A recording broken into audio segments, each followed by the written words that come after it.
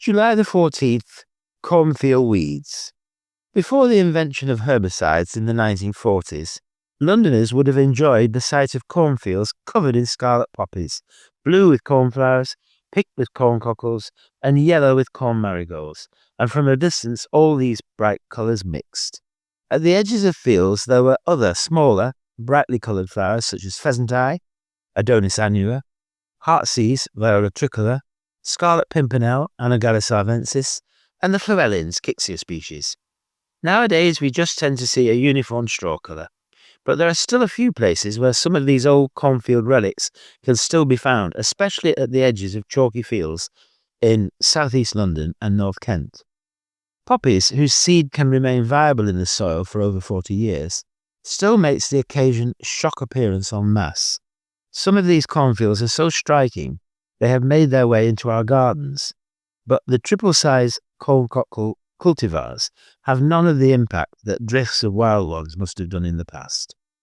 At the edges of some fields it is still possible to find the round-leaved florellin, Kixia spuria, sharp-leaved florellin, Kixia elentine, Venus's looking-glass, the Guzia hybrida, cornflower Centaurea cyanus, as well as the vermilion and possibly even the blue form of scarlet pimpernel, Anagallis arvensis. As little as 60 years ago, there were still reports of cornflowers turning fields blue. What we are most likely to encounter now are poppies, clovers, trefoils, fumitories, bindweeds, mayweeds, as well as heartsease and the field pansy, Viola arvensis.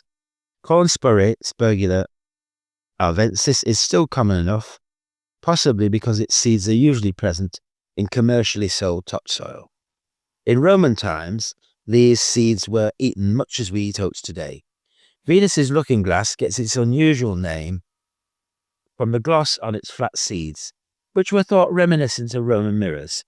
The species that have gone, or almost gone, are corn marigold, Chrysanthemum sagitum, corncockle, Agrostemma githargo, corn gromwell, Lithospermum arvensis, mousetail, Myosaurus minimus, pheasant's eye, and some cudweeds.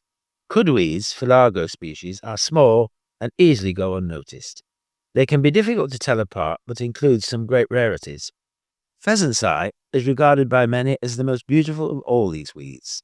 It has small anemone-like flowers which have an intensity of red difficult to match. This can be seen to full effect in the hand-tinted pictures in Curtis's Flora Londoniensis, which can be viewed in the Natural History Museum Library. These drawings are thought by many to be the best drawings that English wildflowers ever made, and his drawing of the pheasant eye is one of his best. In Greek mythology, its flowers were thought to have sprung from where the ill-fated youth Adonis's blood fell. In the 18th century, it was common enough and popular enough for bunches of it to be sold in Covent Garden Flower Market under the name of Red Morocco. Orchids. Although June has the largest number of different orchids in flower, July is not far behind. A lot of species that flower earlier, for example early purple, green-winged man fly, bird's nest fragrant pyramid and white helleborine, are either over or showing their fruits. In the early part of the month, there may still be a possibility of seeing common twayblade, early marsh, southern marsh, bee, and exceptionally frog and musk.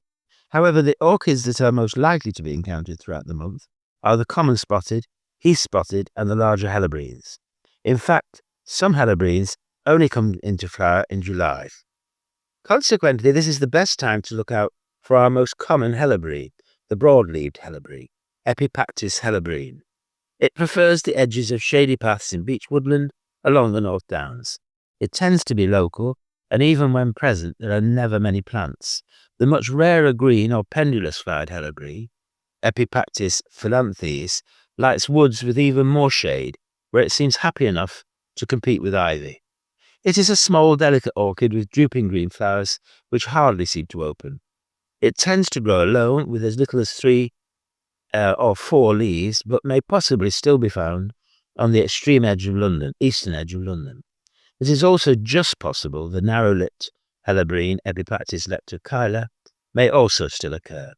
Its flowers are more pointed than the rest.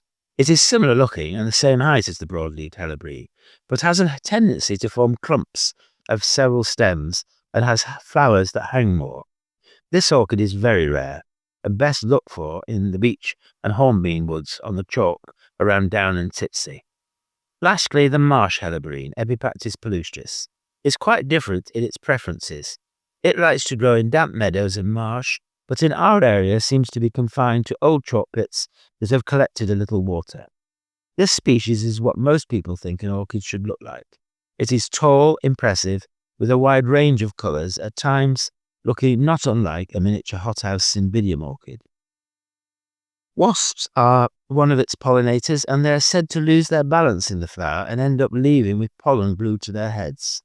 Abandoned chalk quarries, such as Swanscombe and Grays, are the best places to look for them if you can gain entry.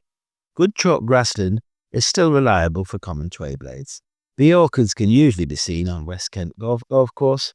Marsh orchids, that is early in southern marshes, due to their promiscuity, form many different coloured hybrids. These can be difficult to identify, but an interesting range of them can be seen on both Ashted and Epsom Commons. Other beauties, such as the lesser and greater butterfly and burnt tip orchid, are now confined to the past. There could be still a slim chance of finding a violet helleborine, Epipactis purpurata. This orchid, like the ghost orchid, has almost mythical status among botanists. It is usually just the stems and leaf bases that are pure violet, the flowers being green and white. However, the holy grail of orchid hunters is to encounter the achloriferous form, which has no chlorophyll whatsoever. In the deepest gloom of the darkest wood, the great hope is to encounter a completely translucent milky violet orchid. Those who have been fortunate enough to see one say that it appears to glow